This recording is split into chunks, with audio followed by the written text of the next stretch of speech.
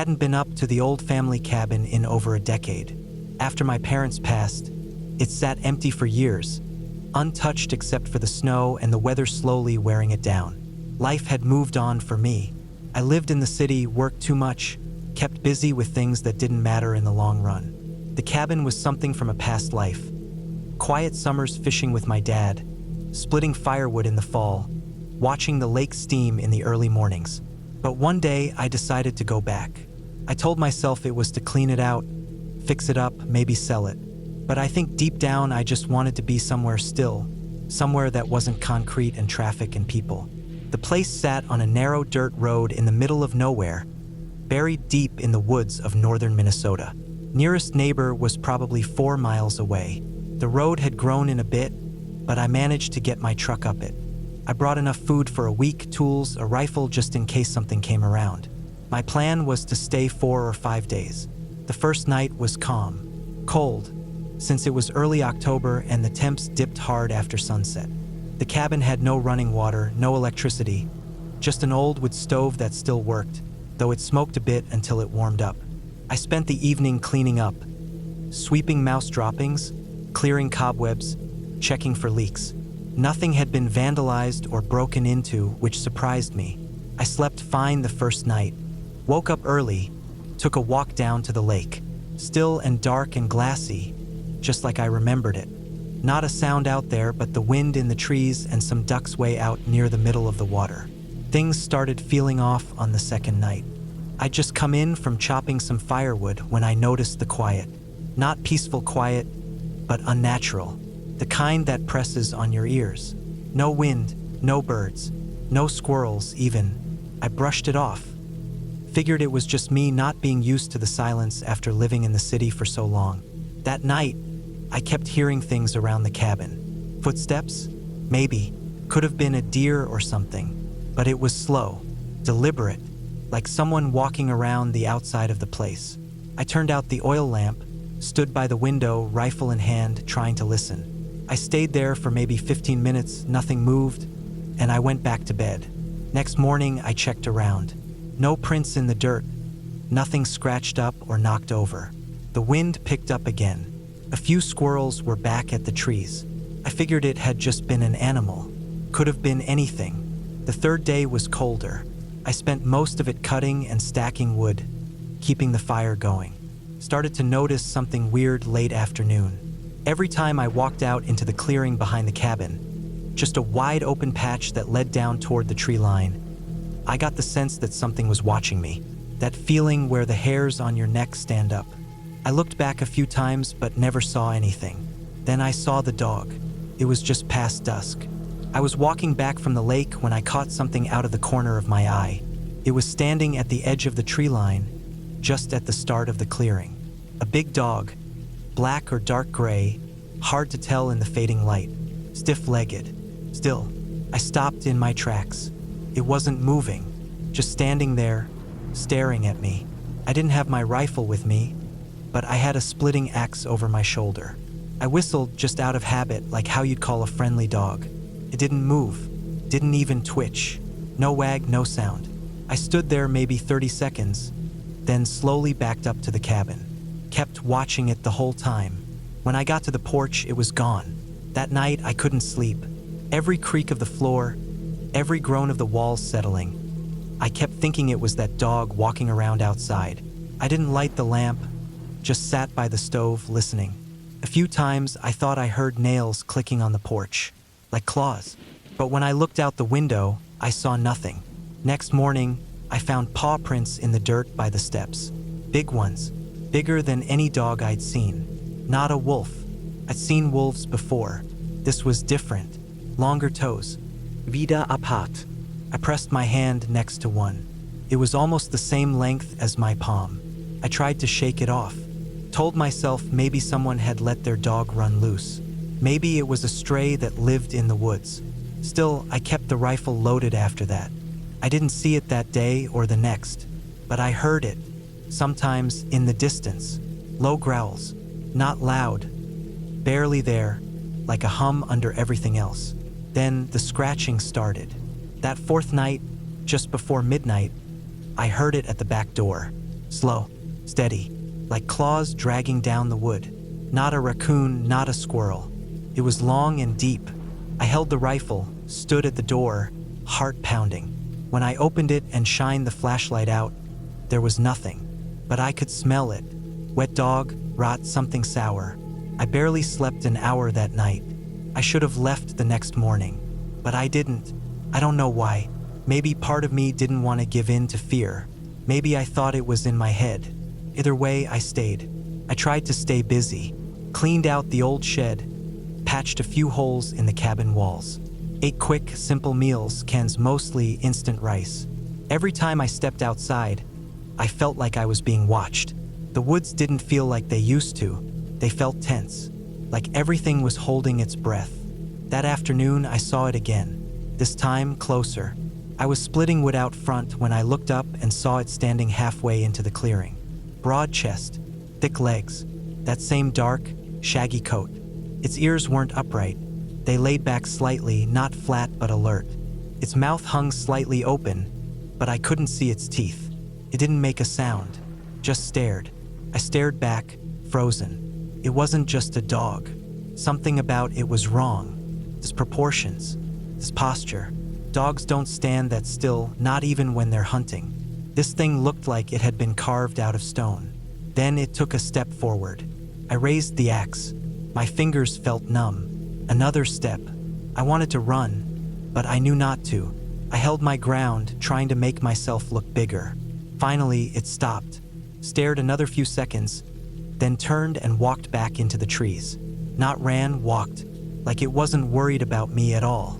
That was the last daylight I saw for a while. Clouds moved in that night. Rain came hard. Cold, heavy October rain that soaked everything, made the cabin damp and the wood hard to burn. I stayed inside most of the next day, barely cracking the door except to dump dirty water or use the bucket toilet in the shed. The smell came back that night. It hit me around 1 in the morning. Same sour, wet fur smell, but stronger. I thought maybe it was dead. Maybe it had crawled under the cabin. I opened the door and stepped out onto the porch with the flashlight. The rain had stopped, but the trees still dripped.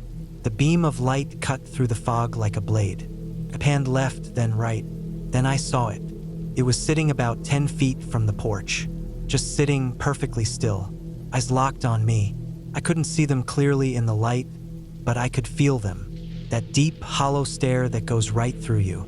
I raised the rifle and aimed, but I didn't shoot. I don't know why.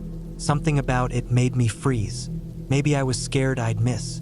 Maybe part of me didn't want to make it angry. We stared at each other for what felt like hours. Then, slow as ever, it turned and disappeared into the woods. I stayed up until sunrise. The next day, I found deep scratch marks on the door. They hadn't been there before. 5 long grooves, almost symmetrical, like it had tested the strength of the wood. I packed that day. Didn't care about finishing repairs. Didn't care about selling the place. I just wanted to leave. But when I went to start the truck, the battery was dead. I popped the hood. Cables were intact. Nothing seemed chewed. I checked the battery. It was drained. Completely. I hadn't used the truck since I arrived. But it had been new. Less than a year old. The sun was going down. I couldn't walk to the main road in the dark. I'd have to wait until morning. I made a plan. Pack light, leave at first light, hike the road until I got signal or flagged someone down. That night, I barricaded the doors, moved the table against the front one, jammed a chair under the knob on the back, slept with the rifle across my chest. I didn't hear scratching. I didn't hear growling, just the wind and rain. Around 3 in the morning, I woke up to a sound I still can't explain. Breathing, deep, slow, wet breathing, right on the other side of the wall. I could hear it through the boards. Long inhales, longer exhales, like it was sniffing, like it was trying to smell if I was still in there. I held my breath, not moving a muscle. I don't know how long it stayed. Could have been 5 minutes, could have been an hour, but eventually it stopped. When daylight finally came, I was out of that cabin in 10 minutes. Threw on my pack, grabbed the rifle, locked the door behind me out of habit. I didn't look back. I walked nearly 4 miles before I got a I never thought a simple trip to a cabin would change how I feel about being alone in the woods. I used to look forward to weekends off-grid. No phone buzzing, no internet, no background noise of traffic. Just trees, fresh air, and the sound of wind brushing through the branches. I had done a few solo trips before, backpacking, sleeping in a tent, even snowshoeing out to a rented yurt once. But this time I wanted to stay in a proper cabin, something small and basic, away from town. I found one through a rental site. It was an old hunter's cabin up in northern Michigan, right near the edge of state land, a place the owner barely used anymore. I picked the middle of October, figuring most people would be wrapped up with school schedules or work. The weather was chilly but not frozen. The leaves were turning, and the place promised no neighbors for over a mile in either direction. I drove out on a Thursday, hoping to settle in before dark. The drive was long, and the last few miles were just rough dirt road, ruts, loose gravel, potholes. I had to go slow, and I didn't pass another vehicle once I got off the highway. The cabin was smaller than it looked in the photos.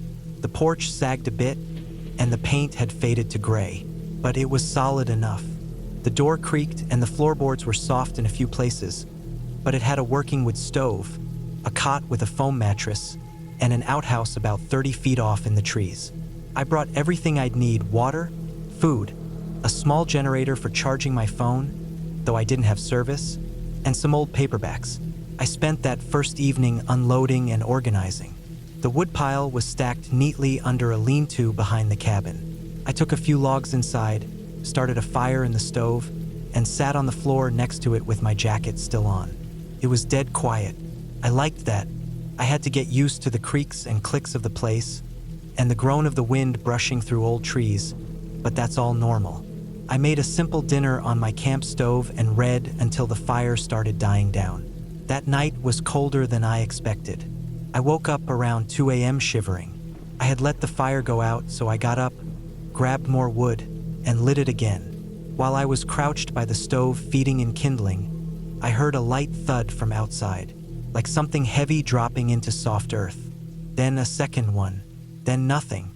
I figured it was an acorn or maybe a chunk of tree bark falling. Things settle when it gets cold. I went back to sleep.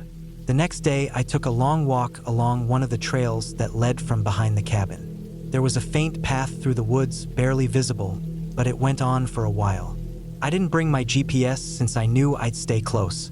I made sure to keep mental track of landmarks: big dead tree, bend in the path, rock outcrop. I was just walking for the sake of walking, hoping to clear my head. I sat on a stump at one point and listened.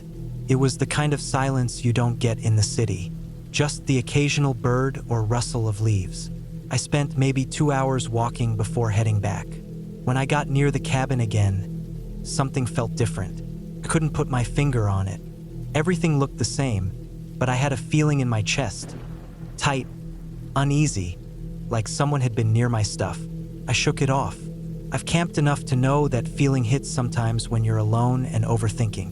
I made coffee and spent the afternoon chopping some wood, just to keep busy. I tried reading again, but I kept looking up, glancing at the windows, like I expected to see something out of the corner of my eye. I was sleeping earlier that night, tired from walking, and the fire kept things warm until close to dawn. The third day was when things started to go off. I woke up and opened the cabin door to find small marks in the dirt outside. At first I thought it was a dog. There were paw prints, just a few, not like a whole trail. Just a few around the porch steps, like something had come up close, sniffed around, then left. But they were spaced weird. I've seen coyote and stray dog tracks plenty of times. These weren't spread out like a trotting animal. They were tight together, almost like whatever made them had just stood there, waiting. I walked a few feet out and looked around. No signs of digging or anything disturbed, just those prints. It had rained lightly during the night, so they were soft around the edges, already starting to dry out. I followed them for maybe 10 feet before they just disappeared. No pattern, no direction, just gone. That day, I stayed closer to the cabin. I spent most of it gathering kindling and sorting through my supplies. Everything was untouched, nothing missing, no sign that anyone had been inside. But I couldn't shake that feeling. I started glancing behind me while I walked, even when I was just going to the outhouse. That night, I woke up again, and this time it wasn't from the cold.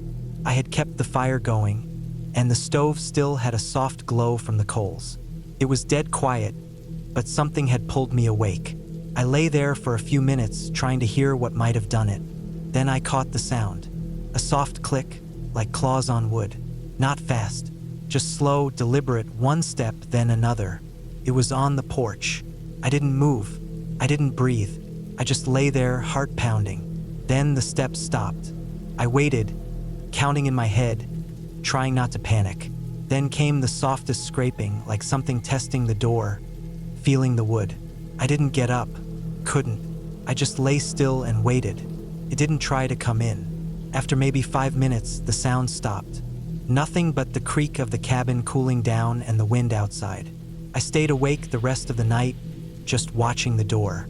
When daylight finally came, I opened it slowly, one hand on the hatchet I kept near the stove. There were more prints. Same kind, same pattern. Paws close together like it had been standing there again. I stepped out and looked toward the woods, but there was nothing. No movement, no sound, no sign of anything living out there. I didn't go for a walk that day. I didn't even leave the porch. I sat there with a thermos of coffee and watched the treeline.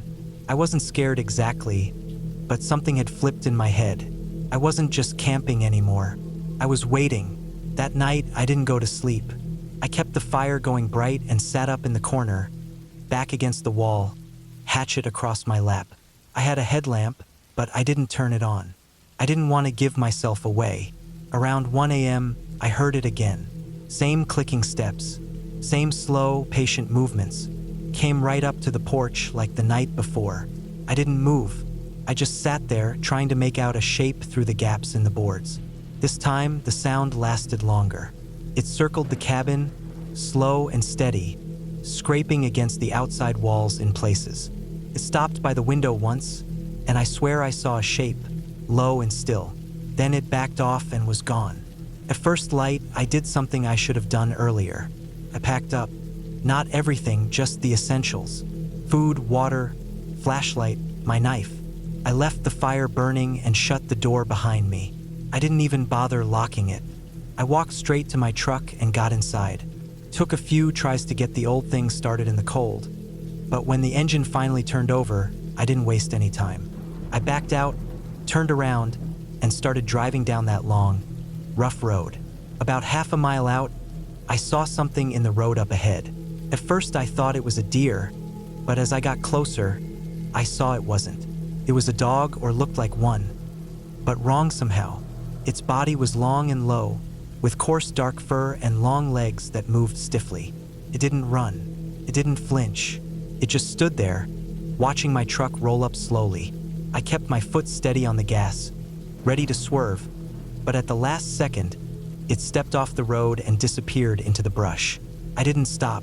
I didn't look back. I didn't tell anyone when I got home. I didn't report anything. I returned the cabin key by mail and left a generic review on the site. I still go into the woods sometimes, but I never go alone anymore. And I don't go back to Michigan. Whatever it was, some stray, some feral dog, some half-wild animal.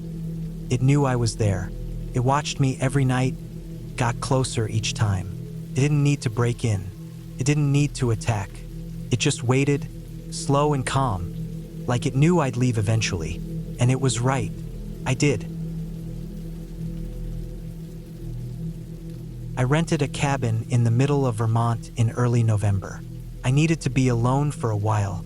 Things were piling up back home. Work stress, some personal stuff I didn't want to deal with, the constant pull of emails and phone calls. I just needed quiet, space.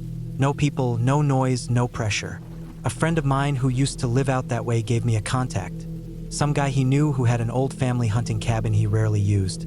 Said it was basic but clean and completely isolated. No cell reception, no Wi-Fi, just a wood stove and a lock on the door. That sounded perfect to me. The drive took almost 10 hours. The last stretch was rough. Unpaved dirt roads full of ruts, sharp turns, and long stretches of trees with no signs or intersections. I kept second-guessing my turns, but eventually I found the right logging trail, and after bouncing along that for a mile, I spotted the cabin. It was nestled in a wide clearing, tucked up against a slope with tall pines behind it. A single room, slanted roof, one tiny window, and a covered porch with some old chairs stacked in the corner. I parked close and turned off the car. That was the first moment I noticed just how quiet it was. No birds, no wind, nothing. Like stepping into a vacuum. I stood there for a few minutes, just listening. Then I grabbed my bags and went inside. The inside was plain but solid. Wood plank walls, a cast iron stove, a narrow cot with a heavy wool blanket, a shelf with a few old dishes and a lantern, and a little table and chair. No electricity, no plumbing. The outhouse was a few dozen steps behind the cabin, downhill and tucked among the trees. There was a rusty hatchet on a hook by the door and a neat pile of split firewood stacked inside a ring of rocks by the porch. I spent the rest of that first day settling in. I unpacked, made a fire, cracked open a can of stew on my camp stove, and ate in silence as the woods went dark. It was a good kind of silence, pure, untouched. I felt like I had stepped outside of time. I went to sleep early that night, wrapped in 2 layers of clothes and a sleeping bag, with the fire slowly burning down. I didn't wake up once. The next morning was cold. I got the fire going again and made coffee, then walked the perimeter of the clearing. I didn't see any animal tracks, no sign of anyone nearby, just pine needles, damp earth, and a few birds fluttering through the trees. I figured I'd spend the day hiking out and back to stretch my legs. There wasn't a real trail, but I followed the rise behind the cabin and kept track of landmarks so I wouldn't get lost. I walked a few miles before turning around. At one point, I saw a distant watchtower off in the far hills, probably used by the Forest Service. It looked abandoned, but I marked it in my head anyway. When I got back to the cabin, I noticed something small that gave me pause. My door wasn't fully closed. It wasn't wide open, just slightly ajar, maybe 3 inches, enough for cold air to get in. I clearly remembered shutting it tight before I left. The latch wasn't broken, the hinges weren't loose, and there was no wind strong enough to swing it open. I stood there for a while, just looking at it. Then I walked up and pushed it open slowly. Nothing inside had been touched. My bag was where I left it. The blanket was still folded, stove cold, everything in place. I chalked it up to me being careless. Maybe I hadn't latched it properly. Still, I kept checking over my shoulder that evening. I didn't sleep well that night. I kept waking up, listening. Once I thought I heard a soft crunch outside, like a foot on dry needles. Just one. But when I held my breath and listened again, there was nothing. I got up and checked through the window. Darkness. Total black. The third day was colder. The sky stayed gray and heavy, and the wind picked up in the late afternoon. I gathered more wood from the pile and kept the fire going inside, trying to warm the cabin through. As I was sitting there reading, I kept hearing this faint knocking sound. It wasn't regular. Just every so often, knock, knock, then nothing. I couldn't tell if it was a tree branch or something else. I went out with my jacket on and walked the perimeter again. Wind gusted through the clearing, but there were no branches near the cabin that could have tapped it. I circled wide, checked the outhouse, checked the slope behind the cabin. Nothing. No movement. That night, I locked the door carefully. I set the hatchet next to the cot and kept the fire bright. I don't know what I was expecting, but I couldn't relax. Every time the fire popped or the wind shifted, I flinched. I finally dozed off around 2 a.m. I woke up to silence. Not the calm kind, the heavy, loaded kind. No wind, no creaking, no fire sound. My eyes opened, and I instantly felt cold. The fire had gone out, and the room had dropped to freezing. I sat up, shivering, and pulled my jacket on. As I was reaching for the flashlight, I froze. I heard breathing. It wasn't mine. It was outside. Deep, slow breaths, just 2 or 3, close to the door. Then it stopped. I didn't move. I didn't reach for the hatchet. I just stayed frozen, listening. The door creaked, just slightly, just enough to make that old wood sound, like weight shifting against it. Then nothing. I sat there until daylight, didn't light the fire, didn't move from the cot. When morning came, I finally stood and opened the door. There were tracks, clear ones, human boots, big, heavy ones, leading up from the trees toward the cabin right up to the porch, then back into the woods. Not mine. I looked around fast, every direction. Nothing moved, no sound, just cold wind and bare trees. I almost packed up right then, but part of me wanted to believe it was just a hiker, maybe a hunter who got turned around. Maybe he saw smoke from the chimney and came close to check it out. But why at night? Why stand there in silence? I couldn't answer that, but I didn't want to stay another night. I packed quickly, threw everything into my bag, left the canned food behind. I turned off the stove, put out the fire, and stepped out onto the porch. That's when I noticed something else. The firewood pile had been moved. Not a lot, just shifted slightly. A few pieces missing. The neat circle of stones was disturbed, like someone stepped on them. But I hadn't used it since the day before. Someone had been there. While I was inside, I started toward my car, bag over one shoulder. Then I saw it. One of the tires had been slashed. Clean cut. Not blown, not flat, cut. A long, smooth slice right through the sidewall. I stood there for a long time just staring at it. The air felt thin. My stomach dropped. That was it. Someone had been watching. Someone had walked up, come close, waited. And now they didn't want me leaving. I looked back at the cabin. That tiny window. The woods behind it. I realized how alone I really was. No phone signal. No roads close. Just me and someone I hadn't seen. I thought about hiking out. The nearest road was probably 4 or 5 miles back down the trail, maybe more. I could make it in a couple hours. But part of me was afraid to leave the clearing. At least I could see here. I stayed close to the cabin the rest of that day, knife in my pocket, eyes on the woods. No more footsteps, no more noise, but I knew they were out there. That night I didn't sleep. I set a small fire in the pit outside and sat with my back to the cabin wall. I had my flashlight and the hatchet. I listened to every sound, every crack and rustle. Around 3 a.m., I saw movement. Not much, just a shift in the trees on the far side of the clearing, like someone stepping behind a trunk. Too far to see clearly, but close enough. I aimed the flashlight and turned it on. Nothing, just stillness. I didn't move from my spot until the sun came up. Then I left, on foot. I walked fast and didn't look back. I stuck to the logging road, took the longest way possible. I didn't want to cut through the woods. I didn't stop, didn't rest.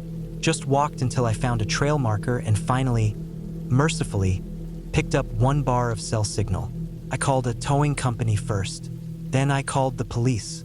When they met me at the trailhead a couple hours later, I told them everything. I don't know if they believed me. They filed a report, but said it was probably a local squatter or trespasser. Someone living rough in the woods. They checked the cabin and found nothing. No gear, no signs of anyone camping nearby. No fingerprints, just the slash in the tire and those same boot prints. They said it happens sometimes. Someone gets territorial. Someone wants to be left alone and doesn't like visitors. I never went back. A few weeks later, the owner emailed me. He said he was sorry about what happened and offered a refund. Said he hadn't been out there in years and didn't know anyone was nearby. Said he was thinking about selling it off altogether. I didn't reply. The thought that someone might still be out there watching that empty cabin, waiting for the next visitor to walk in and get comfortable, it still gets to me. They didn't take anything. I rented the cabin because I needed space. Not peace, not nature, not some moment of clarity under the stars, just space. Room to breathe, room to think without feeling like the walls of my apartment were closing in on me. I found the place online, a small structure tucked into the woods 3 hours north of where I lived. The listing said it had heat, electricity, running water, a stocked kitchen, and a wood stove. That was enough for me. I packed clothes, basic supplies, and some food, then made the drive up on a Tuesday morning in late October. The road leading to the cabin was narrow and winding, lined with tall pines and birches that had mostly shed their leaves. My car tires crunched over gravel, and the deeper I drove, the more isolated it felt. I saw no signs of people, no other cars, no hikers, not even a mailbox. I had the directions printed out in case I lost service, which I did about an hour from the place. When I finally pulled into the clearing where the cabin stood, it was exactly as described. A weathered wooden structure with a front porch, a metal chimney, and windows that looked like they hadn't been washed in years. I parked my car off to the side near a short stack of firewood. The air was cold and still. I remember the way it smelled, earthy and dry, with a hint of smoke on the breeze that I later realized wasn't from my cabin. That should have been the first sign, but I brushed it off.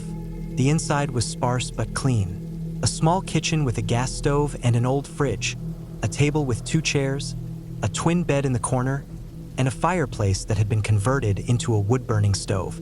The bathroom was tucked in the back and surprisingly modern. There was a single hallway that led to a locked door at the far end. I assumed it was for cleaning supplies or storage. That first night, I made a quick meal, lit a fire in the stove, and read until I was tired. There were no noises except the crackle of wood and the occasional groan of the structure adjusting to the cold. I slept lightly.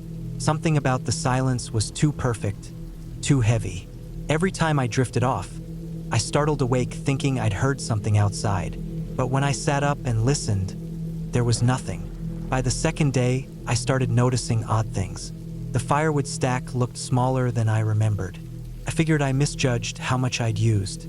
The boots I left by the front door were wet when I woke up. I thought maybe they'd picked up moisture from the floor or had been too close to the heat. I tried to explain everything in rational terms because I wanted this trip to be normal. But deep down, I knew something felt off. On the third morning, I walked the perimeter of the cabin. I hadn't explored the area yet, and I figured some movement would help shake the tension I couldn't get rid of. Behind the cabin was a steep drop into a ravine, dense woods and rocky terrain. To the left was a narrow game trail that seemed to go on for miles.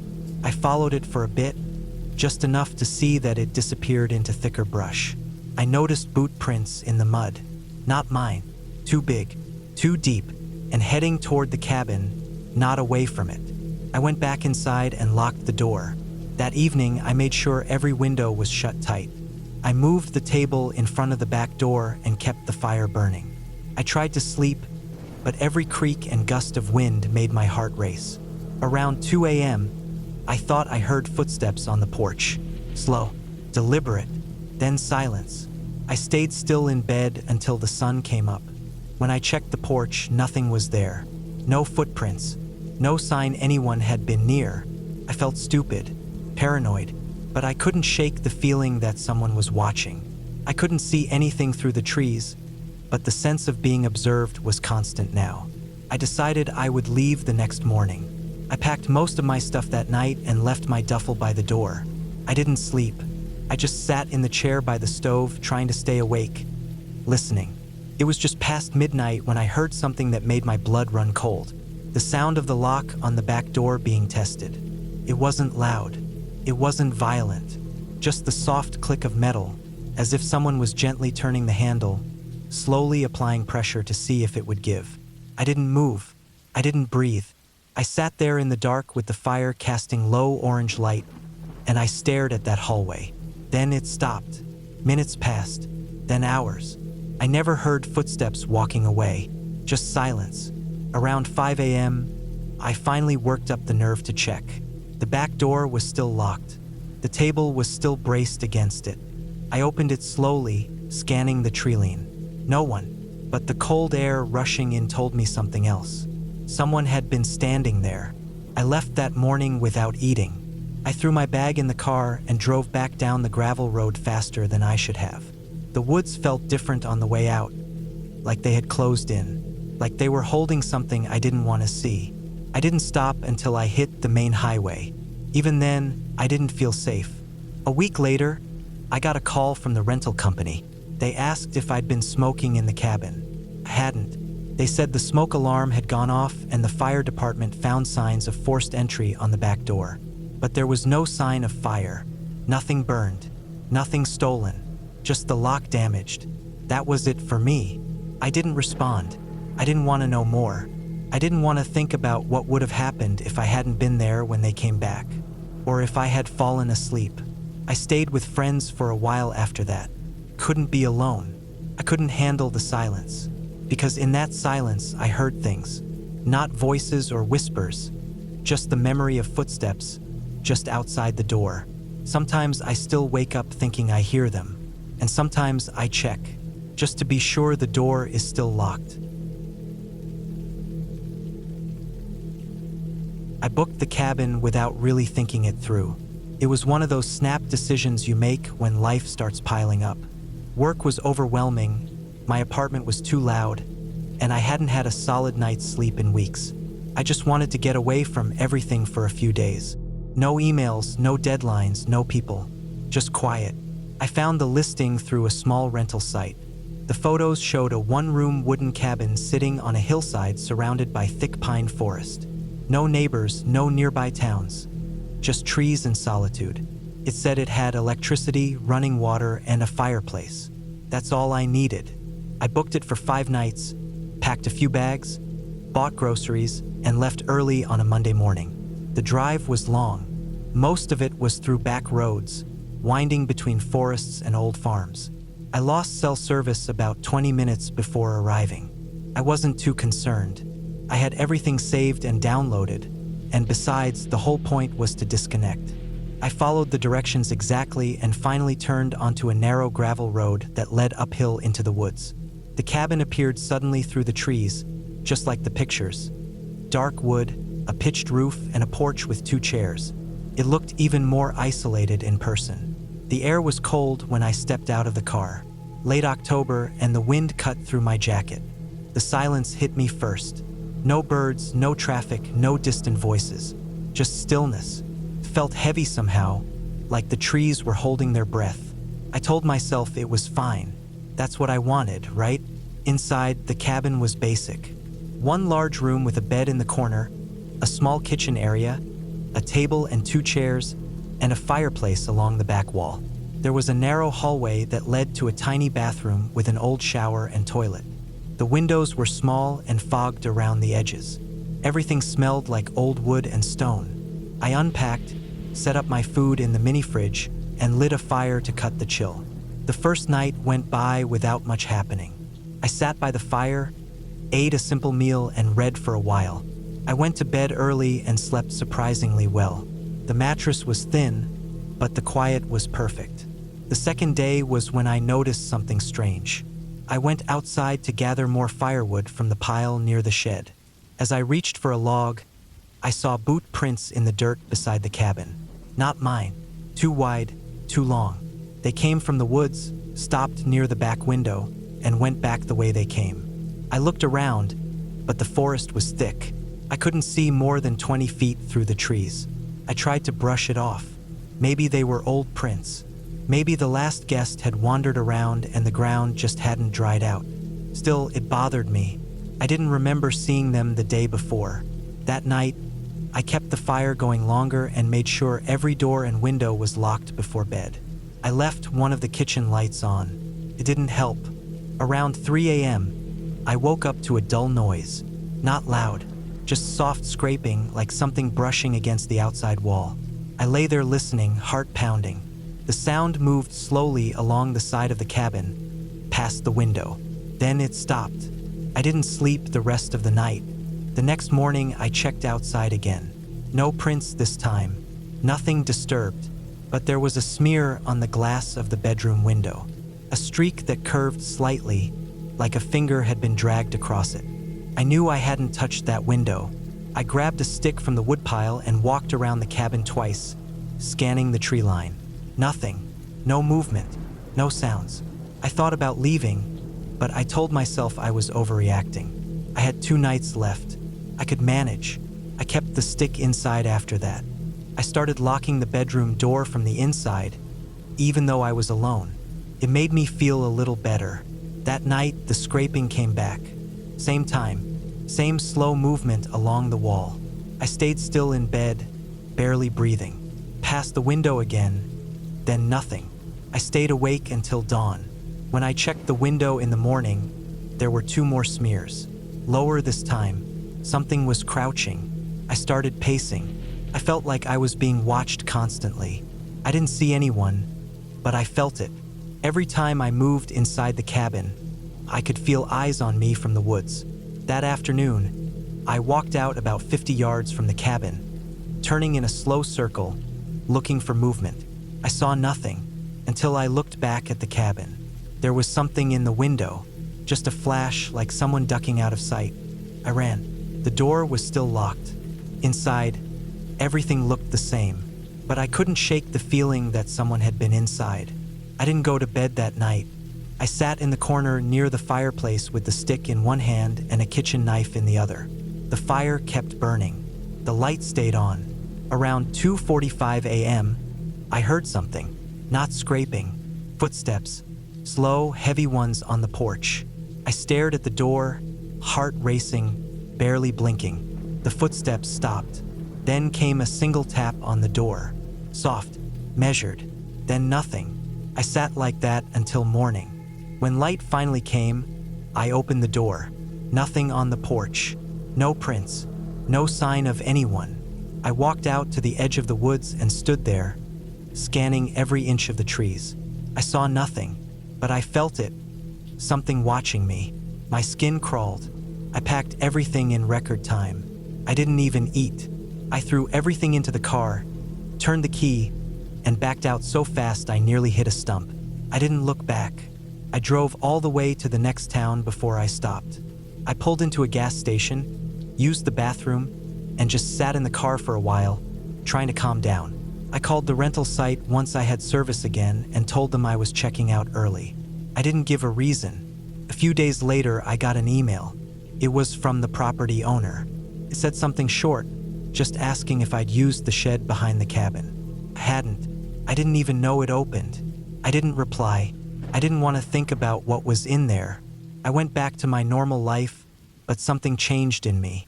I still double-check my locks every night. I still wake up sometimes thinking I hear someone outside. I know how it feels to be watched. I know how it feels to wait for someone to make their move. And the worst part is, I still don't know who it was, or what they wanted, or if they ever left. Sometimes I think about that cabin, sitting empty up there in the woods, alone, waiting, and I wonder if someone's still walking around it at night, scraping the walls, tapping the windows, waiting for the next person to book a stay. I won't be one of them, not ever again. I don't usually rent cabins by myself, but that weekend, I needed to. Things had been heavy back home. My job had been draining me for months, and I was starting to feel like I was just living the same exact day over and over again. Wake up, work, eat, sleep. I felt like I was barely thinking anymore, like I was drifting through everything. I needed somewhere quiet, somewhere I could be away from people. The cabin I picked was way out in the woods, about 45 minutes down a 2-lane road from the nearest gas station. I booked it online from a listing that didn't have a ton of pictures, but it seemed fine. Rustic, secluded, with a little wood stove and a small kitchen. It wasn't fancy, but I wasn't looking for anything fancy. I just needed silence. I got there on a Friday afternoon. The road turned to gravel about 10 miles out, and then it narrowed into something more like a dirt path. My phone lost signal a few miles before I reached the cabin, which didn't bother me. I figured I could download some music and maybe a couple shows on my laptop if I needed anything. The cabin was tucked into a clearing just past a small creek. There was no one around, just tall trees, a few birds, and the crunch of gravel under my tires. The cabin looked just like the pictures, A-frame style with paneling faded from sun and snow, a small front porch with an old rocking chair. There were no other buildings in sight, no neighbors, no signs of recent activity. It felt like the kind of place where you could yell at the top of your lungs and no one would hear you. Inside was simple, a couch that looked like it had seen better days, a small kitchen area with a mini fridge and a 2-burner stove, a little dining table and a bedroom in the back. The bathroom was an outhouse about 20 feet from the cabin. That didn't thrill me, but I figured it would add to the whole disconnecting experience. The first night was quiet. I made some pasta, had a couple beers, and read a bit from a book I hadn't touched in months. Around 9, the wind picked up. It rattled the windows and pushed against the walls. The trees groaned outside. I heard something clatter on the porch, probably a branch or maybe the rocking chair shifting. I didn't think much of it. I went to bed around 10. The bed was stiff. The sheets smelled like they'd been in a closet for too long, and the wood stove didn't heat the place as well as I hoped.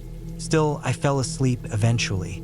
I woke up in the middle of the night to a noise. It wasn't loud, just a faint scrape, like something dragging across wood. I thought maybe an animal had gotten on the porch. Raccoons, maybe. I laid there listening. It happened again, a little louder, like nails or claws on the wood. I told myself it was nothing and eventually went back to sleep. The next morning, I stepped out onto the porch to check. The rocking chair had moved a bit, swayed out to the edge like it had been pushed. A couple leaves were scattered across the floorboards. No tracks or anything unusual. I shrugged it off.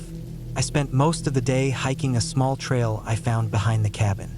It didn't seem official, no signs or markers, but it wound through the woods and led to a small hill with a decent view. I sat there for a while, watching the wind stir the treetops. It felt good to be somewhere with no expectations, no deadlines. When I got back to the cabin, I noticed something strange. The door was open, not all the way, just cracked an inch or two. I was sure I'd closed it. I hadn't locked it, but I remembered pulling it shut tight. My stomach tensed a little as I walked up the steps. Inside, everything looked the same. My backpack was still where I'd left it. The fridge was humming quietly. The book I'd been reading was still on the arm of the couch. Nothing looked touched. I checked the bedroom and bathroom. Nothing. I told myself the wind probably pulled the door open. Maybe I hadn't closed it as tight as I thought. Still, that night, I made sure to wedge a chair under the doorknob before I went to bed. Around 3 in the morning, I woke up again. This time, I knew I'd heard something. It was a soft knock. Just one. Then a pause. Then another. Knock. Knock. I sat up slowly. The room was dark except for the faint red glow from the wood stove. The air felt still. My ears strained. I didn't move. I didn't breathe. Knock. It wasn't the front door. It was the wall. Someone or something was tapping on the outside wall of the cabin, near the bedroom. I stared at the wooden planks, frozen. Another knock, this one higher up. Then silence. I stayed like that for almost an hour, heart pounding, barely moving. I didn't hear anything else. Eventually, I fell back asleep from sheer exhaustion. In the morning, I walked around the cabin. There were no footprints, no signs of anyone. The ground was soft in places, a little muddy, but nothing stood out. I checked the wall where I thought the knocks came from. Nothing. I felt like I was losing my mind. That day, I stayed close to the cabin. I didn't feel like hiking. I kept expecting something to happen, but nothing did. Just silence and wind and birds. When the sun went down, I locked the door, jammed the chair under it again, and moved the couch in front of it just for good measure. I kept the lights on until almost 2 in the morning. When I finally laid down, I couldn't sleep. Every small sound made me flinch. I thought I heard movement in the woods, but it could have been anything. Squirrels, wind, my own imagination. I don't know when I drifted off. I woke up to cold air. The fire had burned low. I could see my breath. I got up to add more wood, and that's when I saw it. The chair was moved, just slightly. It was no longer wedged under the doorknob. And the door was unlocked. I stood there, heart thudding. I hadn't heard it. I didn't hear anything. I'd pushed the couch against it. It was still there, just a few inches from where I'd left it. But the door was unlocked. I locked it again, pushed the chair and couch back. I sat up for the rest of the night, not sleeping. I kept a knife from the kitchen beside me. At sunrise, I packed my things. I hadn't planned on leaving until Sunday night, but I couldn't stay. Something was wrong out there. I didn't feel safe. I threw everything in my car and drove off without eating breakfast. My tires spun in the mud a bit as I pulled away, and I didn't breathe easy until I saw the pavement again. A few miles from the gas station, my phone found signal again. A couple notifications popped up. One of them was from the booking website. A message from the property owner. It had been sent yesterday morning. It said, "Just a heads up, the back door doesn't lock properly. Be sure to block it with something at night. Also, let me know if you see anything weird near the woods. There's been a guy trespassing on the property. Sheriff's trying to find him. Don't engage. Just call if you see anything." There was no back door in the pictures. There had been no mention of a back door in the listing, and I never saw one in the cabin. I pulled off at the gas station and parked. I sat there for a long time, engine running, trying to make sense of it. I opened the message again and read it over and over. There was no back door, unless it was behind the bedroom wall. Unless that tapping I heard wasn't on the outside of the cabin. I haven't been back. I don't think I ever will. I didn't tell anyone about it, not really. People laugh off things like that or tell you it was nothing, that you were just tired or imagining things. But I know what I felt. I know how real it was. Sometimes at night, I still hear knocking in my dreams. Just faint. Just a slow, steady sound. Knock, knock. And I wonder what would have happened if I'd stayed one more night. I took the trip to the cabin because I needed to be alone. Not for peace, not for clarity, just to be alone. Work hadn't been going well. My social life was non-existent, and I felt stuck in this low hum of frustration that wouldn't go away. I found the cabin through a classified ad. The listing wasn't flashy, just a couple grainy pictures and a short description that said, "Private cabin, no neighbors, road accessible, generator power, bring your own supplies." That was good enough for me. I booked it for a full week.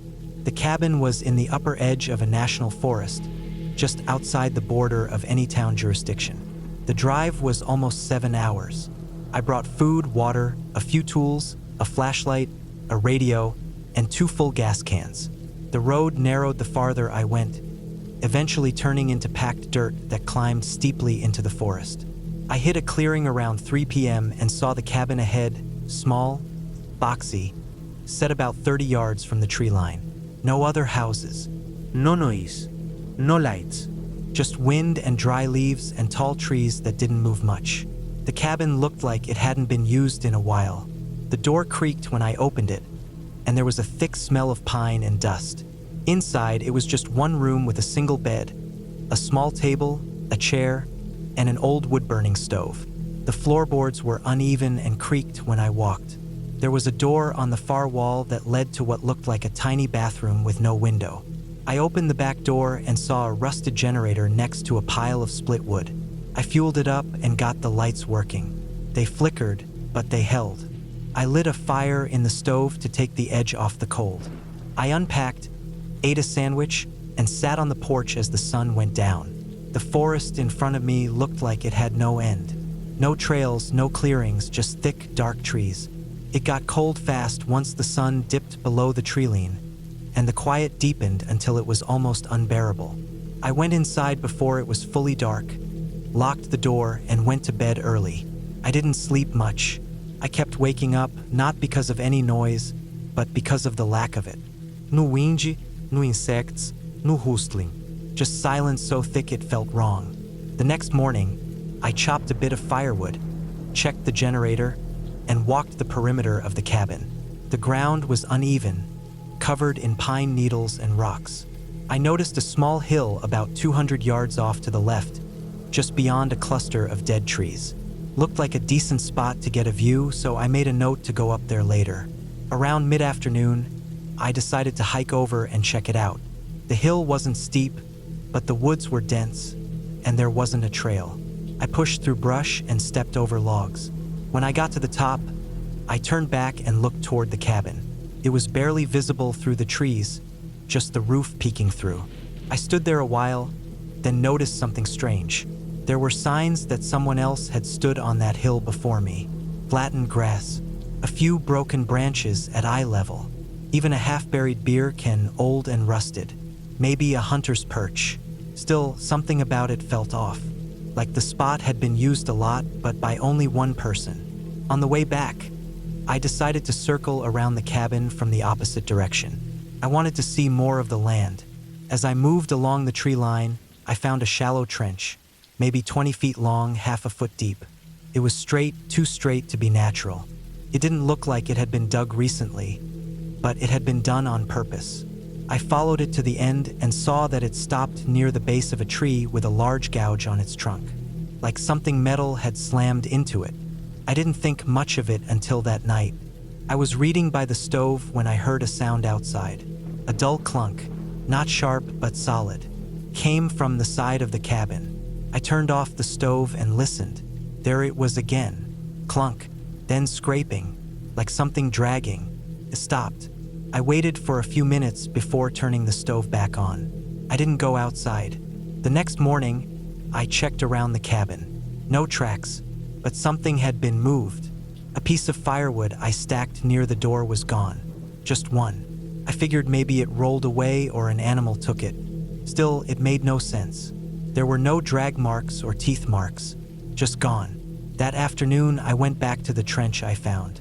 I brought a shovel. I don't know why, I just felt like I had to. I dug into the far end of it, near the gouged tree. The dirt was hard, dry. After about a foot down, I hit something that wasn't rock.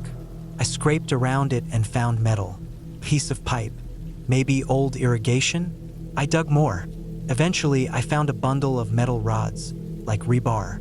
All of it old, rusted, but placed there with purpose. I kept digging. Then I found the bag.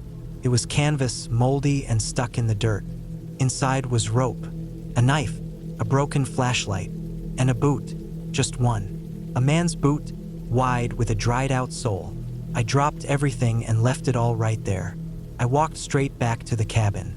I didn't touch the shovel again.